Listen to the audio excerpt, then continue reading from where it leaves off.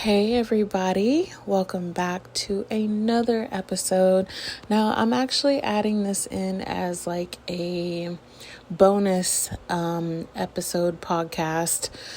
And today I'm actually going to talk to you guys about detachment versus wholeness. Now, I've done a general search to see like what were the signs of that you've detached from somebody, and I really haven't found a whole lot on, well, especially I would say on the YouTube platform. I don't know about anywhere else, but I've noticed that there isn't much content about that. But I wanted to actually talk about detachment versus wholeness, and I think I might do another video in regards to more about signs you have finally detached from somebody. That's going to probably be another episode, like I said, but let's get right into it. Okay. So have you ever wondered if you're actually over this person? Or maybe you've asked yourself, why do you still feel off even though you've let them go? So we're going to dive into the difference between detachment and wholeness. I know I've said that 3 times now, but because here's the thing, you guys, we can be detached, right? So you can, for example, you can stop texting somebody, you can stop chasing them, or even stop thinking about them 24/7. AKA, I used to have this really bad, as you guys already know, but you won't feel whole, and there's a reason for that.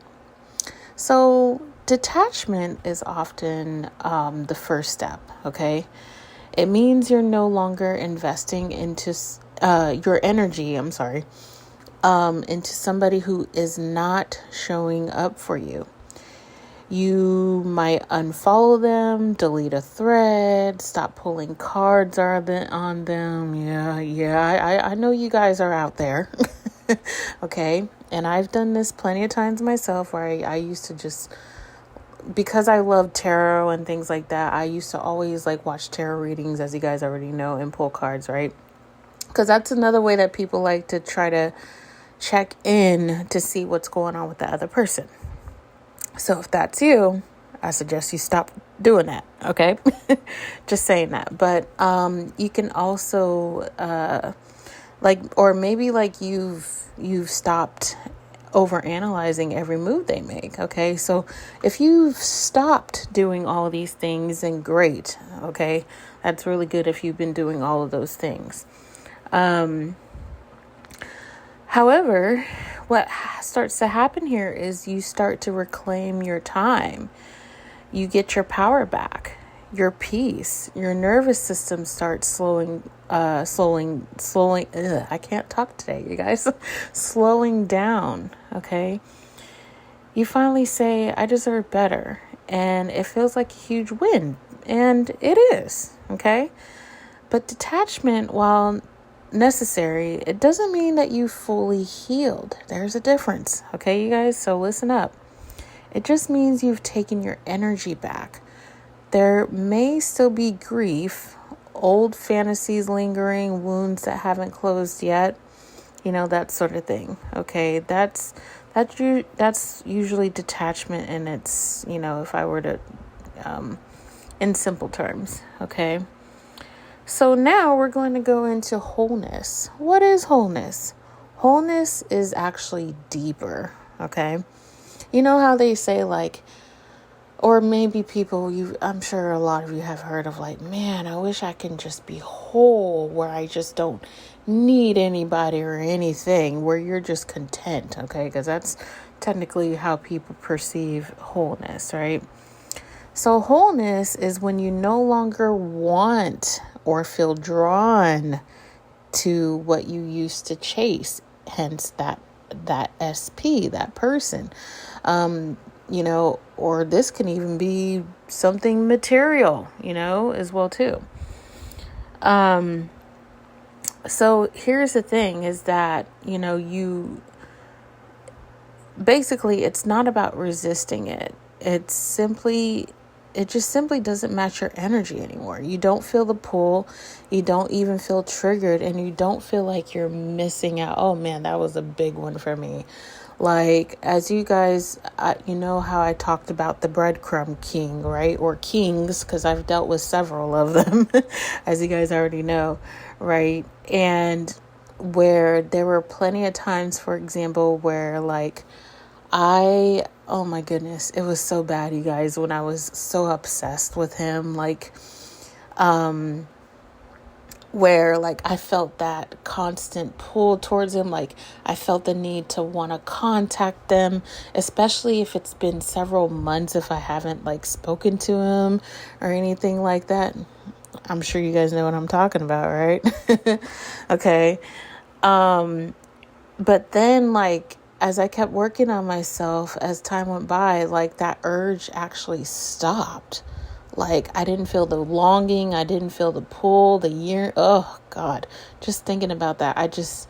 It's crazy how like just a couple years ago, like I had that intensity, and, you know, I had this feeling of like, oh my God, but I feel like he's my person and this and that. And now I'm just like, I'm just looking around like, whatever. Okay, so there's a big difference, all right, with that. So wholeness is when your body, your soul, your nervous system is all aligned. You don't need validation. You're not holding on to hopes. Yes, hopes, you guys. You're not secretly waiting for them to change either. Wholeness is peace. It's grounded. It's when you feel safe within yourself. So I know I kind of spoke a little, like I kind of put my 2 cents in here and there about my own story here, but just a little, I'm just going to give you a little segment here. And basically, you know, there was a time where, you know, and I kind of already mentioned it already, where I just felt like I just wasn't over Taz, you know, or, you know, because he was the main person I dealt with on and off for years, if you haven't been following me, you guys. And like, you know, even though like I knew I wasn't over him completely, but up until like 2 years ago, I felt like I was mentally at a point where, I sort of was detaching anymore. I was getting to that point where I felt like I just didn't care anymore. But that was just the very beginning of it for me. Okay, there's a big difference. And plus, at that time, I was actually consciously manifesting him too. And I was working on my self-concept as well. If you guys don't already know what self-concept is. But like, it had me in a mental space where I felt like I was starting to kind of slowly kind of just not care about him. But internally, but here's the problem, emotionally, there was still residue. Like like my nervous system was still in anxiety and wondering what if, and, you know, and wondering if he was going to ever choose me, if he was ever going to come back. You know, that sort of thing. And that's exactly what I had to work on. I had to work on regulating my emotional nervous system. Okay. And that's, you know, so if you were still in that point, you just got to still work on, and this is why I've talked about, attachment styles, why attachment styles are so important to learn about, because when you learn about your anxious attachment, about your attachment style, you guys, like that's going to definitely help you shift your nervous system and for it to become more calm and more regulated. Okay, I guarantee you, because when I started doing this, then that's when things like started to really, really shift for me even more. Okay. So, yeah, so like, you know, I was starting to get detached, but I wasn't quite whole yet. But of course now I'm like pretty much like 90% whole. Like I'm not even bothered by this person anymore. Like I don't even care about if I'm in their life or not. Those types of things I used to care about a lot. And now I'm just like, I know there's somebody out there better that's more aligned for me. Okay. And that's the point you guys gotta get to too. And that's why I want to help you guys get there. So basically, the shift came when I stopped and that's the other thing, you guys, like I stopped, now I'm just thinking about it. I had to stop romanticizing this person's potential of what they could be, because that was part of the problem, was that I kept romanticizing like us being married and having kids. I was romanticizing a version of him that I knew didn't exist, because that person right now is emotionally unavailable. He, just took me for granted and took my time for granted. And, yes, I allowed it at that time, not anymore, obviously, but, more than I should have. But now it's just kind of like that was part of the main problem. I kept fantasizing. And when we keep doing that, it's just not going to be serving you. And of course, when I stopped doing that, I started to face the reality of who they actually were. Like I said, him being emotionally unavailable. It makes sense why he got divorced so quickly within I think 3 months or something like that. Right. And I'm just like, cause I was just like, geez, what would make me think that he could show up as an amazing guy when that situation he was in was just fell apart so quickly? Wouldn't that happen to the same thing to me? You know what I mean? Unless they did the hardcore inner work, and they found out about their attachment style themselves.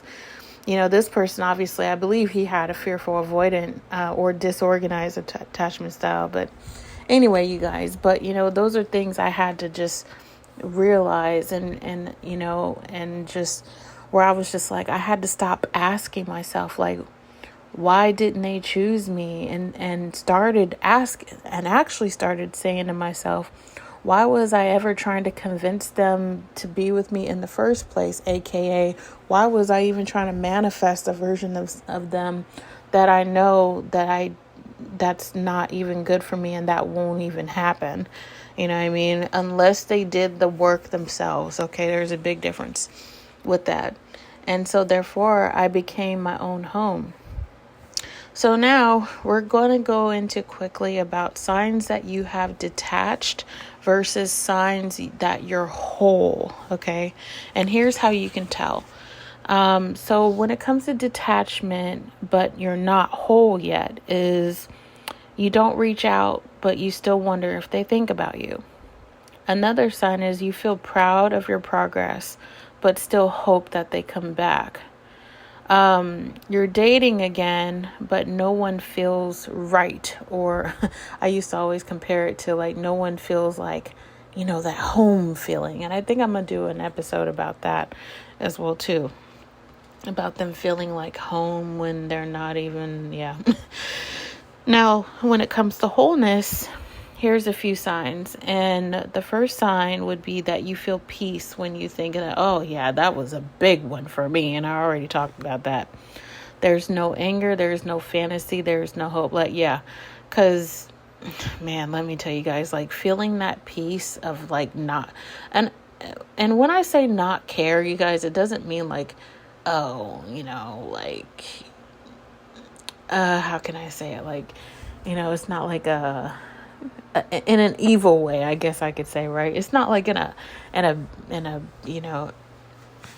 I'm not doing it in a as if I'm holding on to a grudge, but you know what I mean? There's a big difference when you're at peace with somebody and when you're just, and when you feel like you just don't really care anymore. Okay. Hopefully that makes sense. But another sign is you're excited about your future with or without a partner. And then you genuinely feel free. Yeah. So those are the signs, you guys. So if you're in the middle of this journey, give yourself grace. Detachment is beautiful. It's a powerful start, but it doesn't stop there. Keep going until you feel whole. Not because someone else came in and filled that space, but because you did.